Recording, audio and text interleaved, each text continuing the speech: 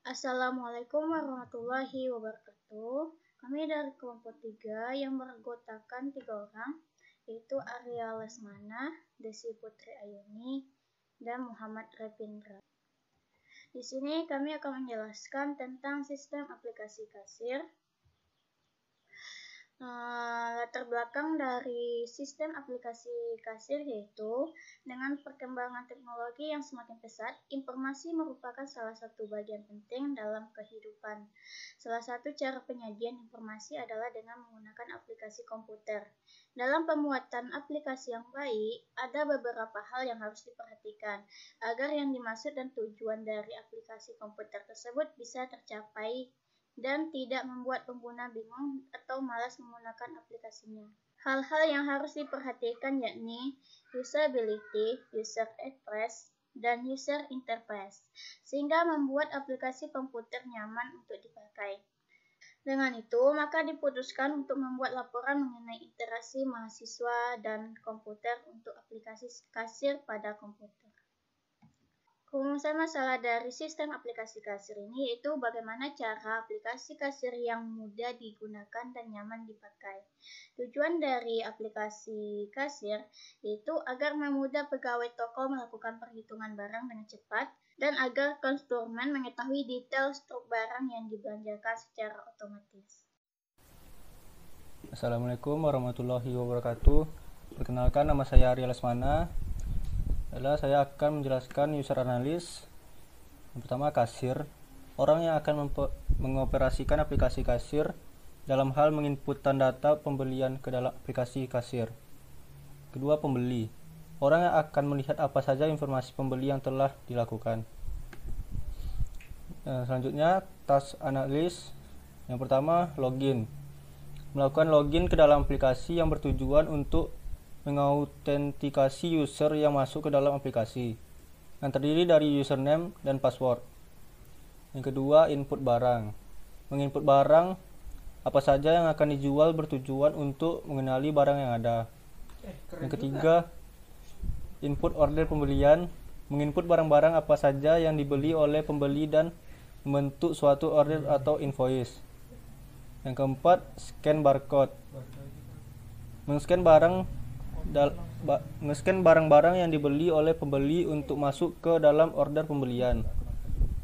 Yang kelima, mencetak struk order pembeli. Baiklah, perkenalkan, nama saya Muhammad Repindra. Di sini saya akan membahas materi mengenai user flow dan sistem interface. Yang pertama, kita akan membahas mengenai user flow.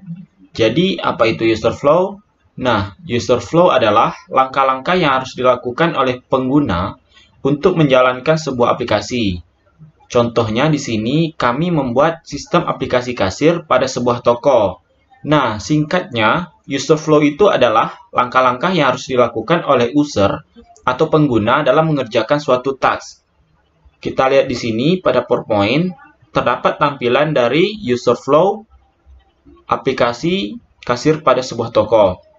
Nah, yang pertama kita start atau mulai, kemudian dia akan mengarahkan pada username dan password. Nah, di sini kita diminta untuk memasukkan username dan password. Setelah kita masukkan username dan password, di sini terjadi looping, yaitu valid. Apakah username dan password itu benar? Maka yes, akan menuju ke login. Apabila salah, dia akan kembali lagi ke username dan password untuk memasukkan yang benar. Selanjutnya, ketika kita klik login, dia akan menampilkan dua menu, yaitu menu data barang dan menu order pembelian. Nah, pada menu data barang ini terbagi lagi menjadi dua menu, yaitu menu input data barang dan menu view data barang. Nah, untuk input data barang, di sini kita menginput data, kemudian kita klik input data barang. Nah, kita masukkanlah ID, kemudian nama barang, harga, serta harga jual. Nah, kemudian terjadi lagi looping. Apakah barang ini valid? Kalau yes, maka dia akan menyimpan. Kalau salah, maka dia akan kembali lagi. Nah, setelah kita save atau simpan, barang tersebut akan masuk ke menu view data barang. Nah, di sini pada menu view data barang, barang yang kita inputkan tadi, maka akan tampil di menu tersebut. Selanjutnya untuk menu order pembelian. Nah, menu order pembelian ini terbagi menjadi dua menu lagi, yaitu menu view order pembelian dan input order pembelian. Nah, untuk menu view order pembelian ini, itu terdapat menu-menu view order pembelian seperti invoice, QT, dan total harga. Nah, selanjutnya kita akan masuk ke input order pembelian. Nah, pada input order pembelian, kita akan men-scan barcode. Nah, jadi tujuan scan barcode ini agar mempercepat dan mempermudah pegawai kasir. Nah, setelah kita scan, maka dia di sini juga terjadi looping. Nah, ketika scan barcode-nya berhasil, maka dia akan menuju ke input barang ke pembelian. Selanjutnya akan menuju ke looping selesai. Nah, ketika barcode-nya salah, maka dia akan kembali lagi untuk memasukkan secara manual.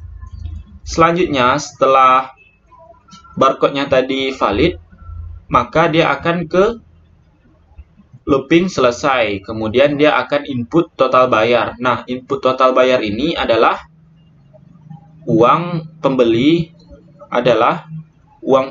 yang akan dibayarkan kepada kasir.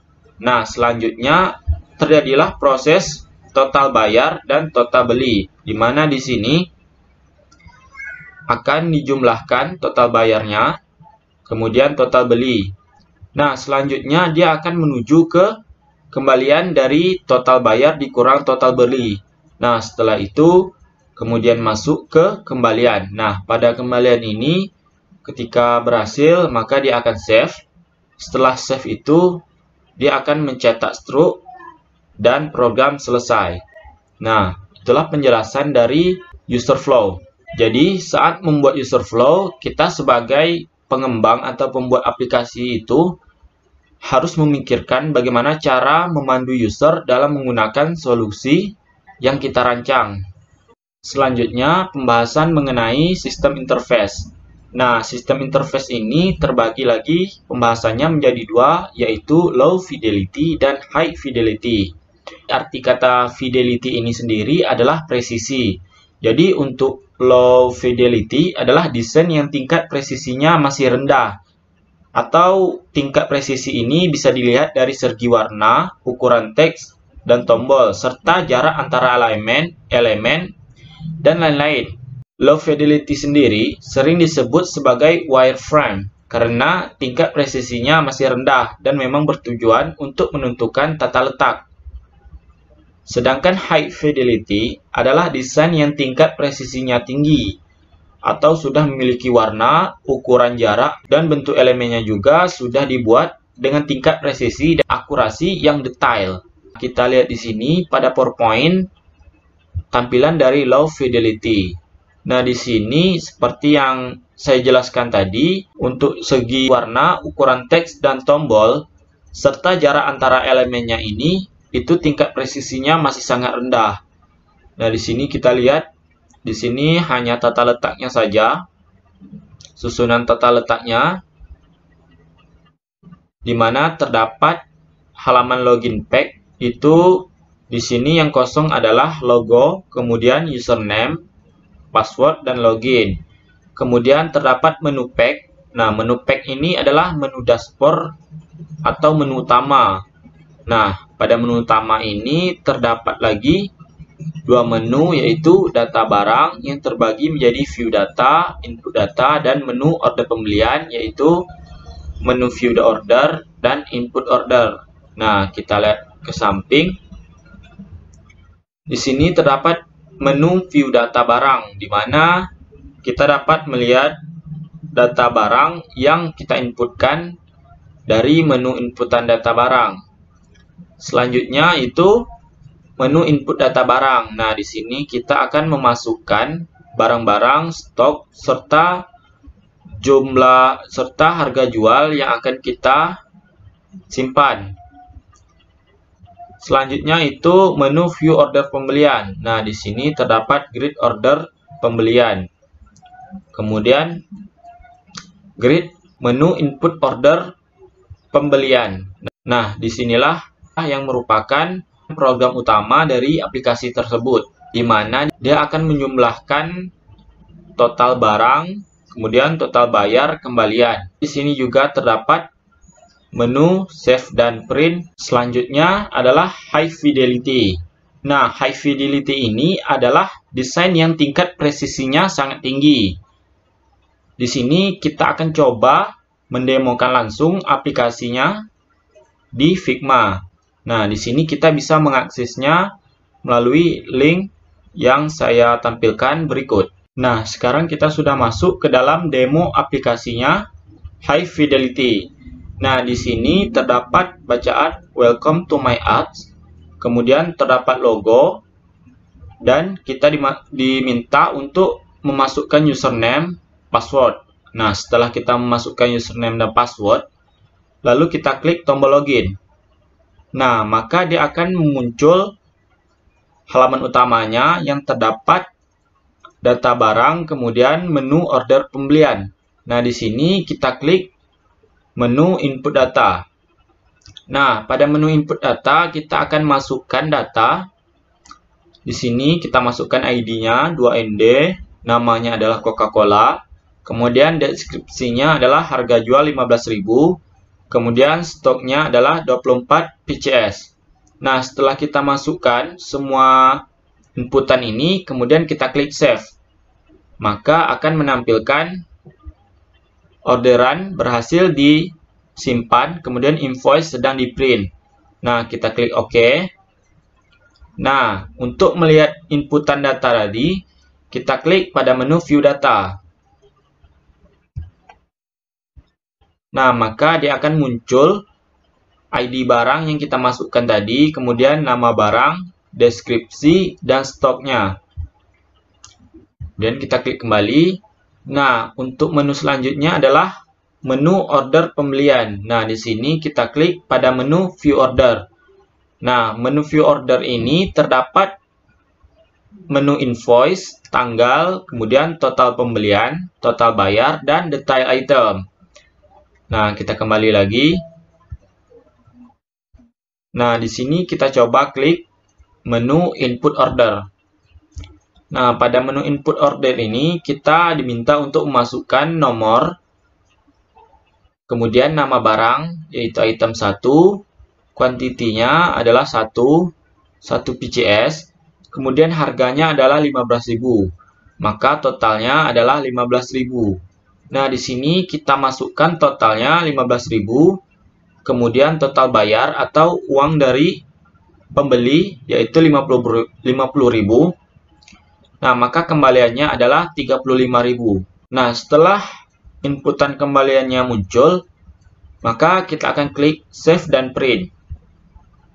Nah, pada save dan print ini, maka akan muncul info aplikasi kasir, kemudian alamat, tanggal, kemudian deskripsi barangnya, serta harganya, kemudian harga jual, total, tunai, dan kembalian. Selanjutnya saya akan menjelaskan tentang black box testing. Black box testing merupakan tahapan pengujian sistem yang telah dibangun untuk mencoba semua interface, inputan atau output berjalan sesuai dengan semestinya. Pengajuan sistem dapat dilihat pada tabel berikut. Yang pertama yaitu pengujian halaman login user. Pengujiannya yaitu klik tombol login. Untuk masukannya yaitu kita masukkan username dan password.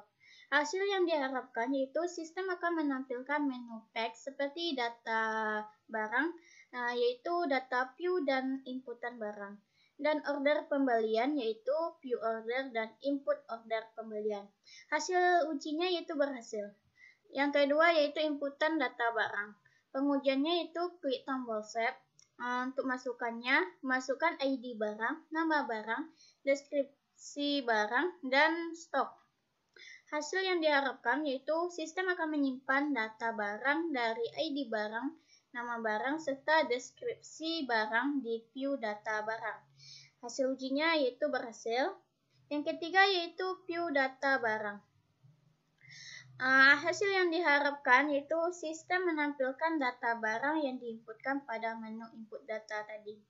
Hasil ujinya yaitu berhasil. Yang keempat yaitu input order pembelian. Untuk pengunciannya, kita klik tombol save dan print. Untuk masukannya yaitu scan barcode atau masukkan barang yang akan diinput. Hasil yang diharapkan yaitu sistem akan menyimpan nama barang, total barang, total bayar, kembalian, dan ngeprint stok barang. Hasil ujinya yaitu berhasil. Yang kelima yaitu view order barang. Hasil yang diharapkan yaitu sistem akan menampilkan data dari barang yang diinput oleh pembeli pada menu input order pembelian tadi, seperti invoice, tanggal, total pembelian, total bayar, dan detail item sebagai bukti dan isi dari stok barang. Hasil ujinya yaitu berhasil. Baiklah, selanjutnya user testing. User testing merupakan tahapan menguji sistem yang telah dibangun untuk mencoba interface sistem apakah sudah sesuai dengan keinginan user. Hasil kuesioner Google Form-nya seperti berikut. Selanjutnya, setelah dilakukan penyebaran kuesioner yang diberikan pada 8 responden, maka selanjutnya dilakukan rekap terhadap hasil kuesioner yang telah disebar. Berdasarkan persentase hasil user testing di Google Form, maka diperoleh rekap hasil testing yang terlihat pada tabel berikut. Yaitu, pertanyaan pertama, apakah aplikasi kasir ini mudah digunakan oleh pengguna atau user? 12,5% sangat tidak puas, 0% tidak puas, 25% cukup puas, 25% puas, 37,5% sangat puas. Pertanyaan kedua, apakah informasi yang disediakan oleh aplikasi kasir ini mudah dimengerti? 12,5% sangat tidak puas, 0% tidak puas, 12,5% cukup puas, 50% puas, 25% sangat puas. Pertanyaan ketiga, apakah aplikasi nyaman digunakan? 12,5% sangat tidak puas, 12,5% tidak puas, 12,5% cukup puas, 50% puas, dan 12,5% sangat puas. Pertanyaan keempat, apakah aplikasi kasir ini sesuai dengan kebutuhan toko? 12,5% sangat tidak puas, 12,5% tidak puas, 0% cukup puas, 37,5% puas, 37,5% sangat puas. Pertanyaan kelima, apakah aplikasi kasir ini dapat dengan mudah dipelajari? 12,5% sangat tidak puas, 0% tidak puas, 12,5% cukup puas, 37,5% puas, 37,5% sangat puas. Pertanyaan keenam, apakah aplikasi kasir mudah untuk dioperasikan? 12,5% sangat tidak puas, 0% tidak puas, 37,5% cukup puas, 0% puas, 50% sangat puas. Apakah aplikasi kasir ini bermanfaat bagi pengguna? 12,5% sangat tidak puas, 0% tidak puas, 12,5% cukup puas, 12,5% puas, 62,5% sangat puas. Pertanyaan ke-8, apakah tampilan menu dalam aplikasi mudah untuk dikenali? 12,5% sangat tidak puas, 0% tidak puas, 25% cukup puas, 12,5% puas, 50% sangat puas. Pertanyaan ke-9, apakah aplikasi kasir ini mempunyai kemampuan dan fungsi sesuai yang diharapkan? 12,5% sangat tidak puas, 12,5% tidak puas, 0% cukup puas, 50% puas, 25% sangat puas. Pertanyaan ke-10, menurut Anda apakah aplikasi ini bisa meningkatkan kepercayaan pembeli? 12,5% sangat tidak puas, 0,% tidak puas, 12,5% cukup puas, 25% puas, 50% sangat puas. Dan pertanyaan ke-11, apakah adanya aplikasi kasir tersebut bisa mengurangi risiko terjadinya kesalahan dalam hitung belanjaan? 12,5% sangat tidak puas, 0% tidak puas, 12,5% cukup puas, 25% puas, dan 50% sangat puas. Baiklah, sekian materi dari saya. Baiklah, sekian dari video kami. Assalamualaikum warahmatullahi wabarakatuh.